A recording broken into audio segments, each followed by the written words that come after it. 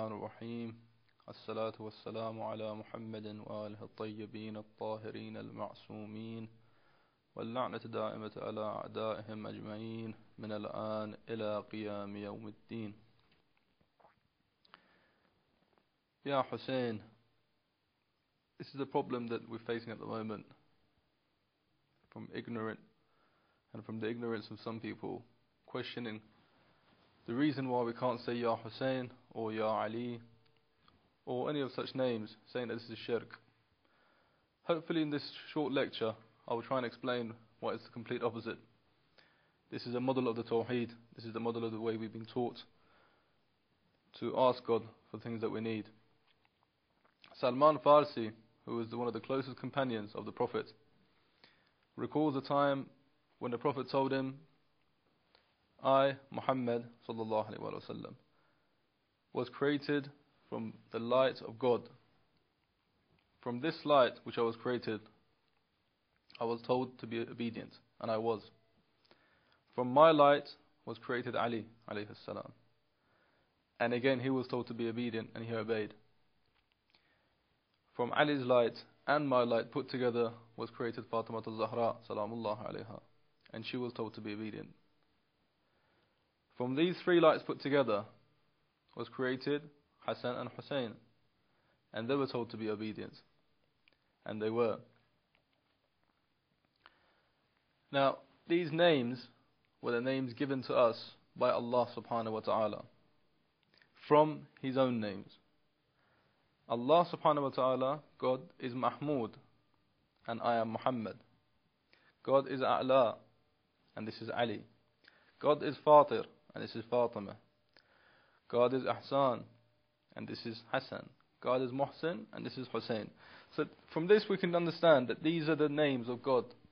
These names are names of God. So you can directly say Ya Mahmud and mean God Himself and ask for whatever you need from God by directly saying Ya Mahmud or Ya Fatir, Ya Fatima, Ya Ali, Ya Hassan. And God asks us to call Him by these names.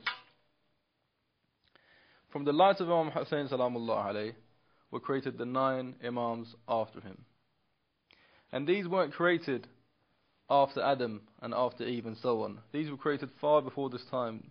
The Prophet continues to say to Salman, this was created before the skies were created. This was created before air, before earth, before air, before angels, before humans were created. And what we did was we prayed and we were obedient to Allah subhanahu wa ta'ala all this time until the rest were created. Imam Baqir salamullah alayhi says the Prophet told him that 14 lights were created from the light of Allah subhanahu wa ta'ala. These 14 lights were created when? 14,000 years before Adam was created. 14,000 years before Adam was created. And they were given these names, and he said Muhammad, Ali, Fatima, ila he came up to Imam al-Zaman, ajalallah ta'ala farajul sharif. And this just is a small part to convey who these people were. To convey these names and these ways that God Himself, who created these people, has asked us that if we need anything, if we want to address God, to address Him by these ways, by these names. So who are we to put our own ways and our own needs first and say, we don't think this is the right way, this is shirk, and Tawheed is this. Tawheed is what God asks you to do. Exactly what God asks you to do is exactly what Tawheed is. Anyone that creates any other way, that's the person that's doing shirk. That's the person making away from God, away against what God has asked us to be and what asked us to believe. If we say Ya Hussein or Ya Nuh, Ya Ibrahim, any of these people that have great places with God, first of all, they're not dead. In many ayahs in the Quran, I've put two just examples. Al Imran 169 or Baqarah 154. It says clearly that these people that have been killed in the righteous way are people who are alive, and they can hear you, and they're with their God. Now, if they're alive and they can hear us, and we need something from them. What's wrong with directly addressing them? If you say, Jesus used to heal people, he was famous for healing people. Isa salamullah alayhi was famous for healing people. He would bring the dead back alive. He would heal the sick and cure them from whatever sickness they were suffering from. And if that person is still alive and can hear what we're saying, and has still those powers which he had when he was alive, what's wrong with asking him to cure us? What's wrong with asking Hussein to cure us, or Ali to cure us, or give us whatever it is that we need? Because we've just proven that these people are still alive. We've proven that they have powers which God has given them. It's not bypassing God. It's the complete opposite. It's exactly the way God wants you to be. He's given them these powers. And He's asked you, in any times of crisis, to go to them and ask them for help. In another way, you can ask them to be the going-between between you and God. Because they have such a high and mighty place with God, they've been so obedient during their lives. You can ask them and say, you have such a high place, I need X, Y, Z. Can you please ask God to provide me with this? That's one way. And that's fine. Again, that's just tawheed. That's exactly the way God wants you to do it. Or you can directly ask them, because we just proved that they hear what you say, and they're still alive, and they have powers. As if Isa here was sitting in front of me. If Isa, salamullah alayhi, was sitting in front of me, and I said to Isa, please cure this sick person, or that sick person, he would do it. He had powers. It doesn't mean that he's God. God has given them these powers to cure this human being. So you're not cutting out God in any way whatsoever, because without God's will, these powers would be nothing. He would have no powers. None of the Ummah, not just him. So we are asking them, either directly or indirectly, to provide our needs. And there's nothing wrong with that. Whichever way you want to look at it, there's nothing wrong with that. And anyone comes and says other than this, those are the people who have been misguided.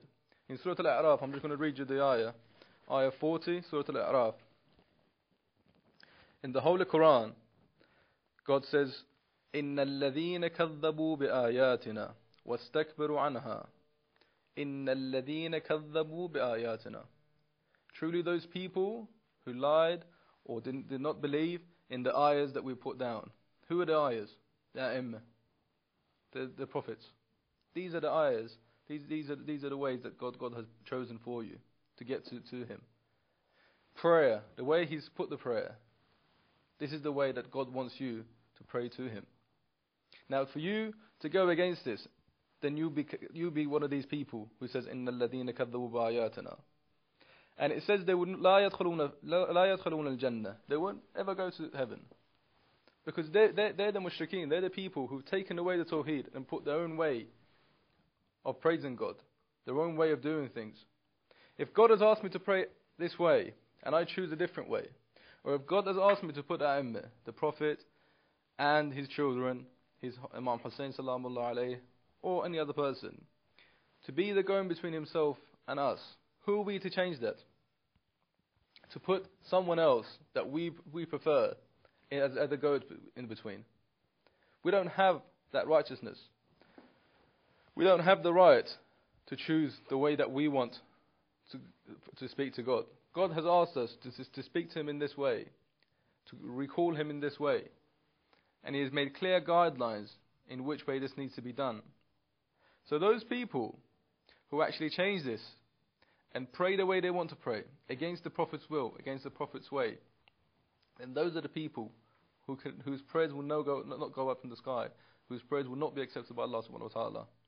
So this is why the righteous path is the only path. And this is why these prayers are the only prayers that will be accepted. Not from my saying, from the Quran. For example, look at the Quran. Quran Majid, Quran Kareem, Quran Hakim. These are just 3 names of the Quran.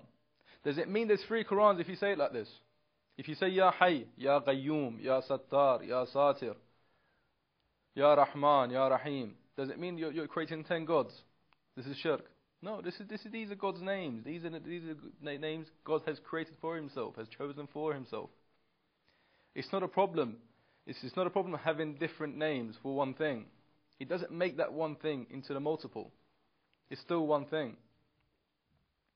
Now, anyone that comes to create this and say, these three, that means that, there's one Hayy, there's one Qayyum, there's one Rahman, there's one Rahim. This is shirk. This is shirk. And this is what God has told us. So what we should do, instead of listening to other people, and instead of trying to create ignorance, is actually read the Quran, understand the Quran. Look what the Ahlul Bayt, look what the Prophet has asked us to do, what they want us to do. When you say La ilaha illallah, there's no God but Allah. Let's see who this Allah subhanahu wa ta'ala is. What are His powers? What are His limits? And we slowly come to this point that there is no limits. There is no end to these powers. And it has to be in this way. It can't be any other way. When we say Muhammad Rasulullah sallallahu alayhi wa sallam, who is this Prophet? Why is he been chosen as the Prophet for us?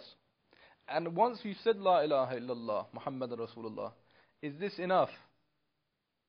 Do you not need to know exactly what you're saying? If you believe in a God, there's a multiple. If you believe in a God that would leave us in this time without an imam, without a leader, then surely this God has something missing. He's brought 124,000 prophets from Adam up to our Prophet Muhammad sallallahu alaihi wasallam. So when we say Allah subhanahu wa ta'ala, La ilaha illallah, what sort of God would leave us with no guidance in our time, this time of extreme difficulty? What sort of a God that's needless, that's powerful, that's almighty, and is all-knowing? He knows everything. Why would this God leave us with no leaders at this time? Surely this God that put all these prophets on earth would continue to do so until the day of judgment. Therefore, we have to analyze this La ilaha illallah. Analyze what this Allah subhanahu wa ta'ala means. Analyze what His Prophet, analyze the message of His Prophet. When the Prophet said, after me, there's two things I leave you. This book, this the Holy Quran, and Etrati, my family, the Ahlul Bayt. Including him is the 14 Massoums, the 14 infallibles. Now, anyone that tries to break these two apart has made a mistake in the La ilaha illallah Muhammad Rasulullah. Has made a mistake in thinking that they're Muslims. Has made a mistake thinking that they're guided. They're most definitely misguided. Why? Because if you read the Quran and you have problems understanding what the Quran says, you go to the Atra, you go to the family, you read a hadith of what they've said, these infallibles have said, which helps you interpret every ayah in the Quran. Now, if we were to put it to the side and read the ayahs of the Quran without this, then surely by what the Prophet has said, we would be the misguided ones. So this is why, when you say La ilaha illallah and Muhammad Rasulullah, this does not make everyone guided as soon as you said these two words. No. You have to carefully think about what you've said and what it means, and what you mean by saying these words. What sort of Allah is it that you pray to? What sort of Muhammad Rasulullah is he your leader? Can he be a person that makes mistakes? Because if he makes mistakes in an area, then surely he could be less than you. You could be better than that person because you could not make a mistake in that area. So he's got to be a person that makes no mistakes. So anyone that comes in between these things and doesn't believe these is surely misguided. Now this is just the beginning of this discussion. Inshallah, in the next sessions to come, I will take it further and describe further what La ilaha illallah means and what Muhammad Rasulullah means and why he has to be infallible, why Allah subhanahu wa ta'ala has to have certain virtues and can't be without those virtues. And we're misguided if we don't think so. وصلى الله على محمد وعلى الطيبين الطاهرين المعصومين.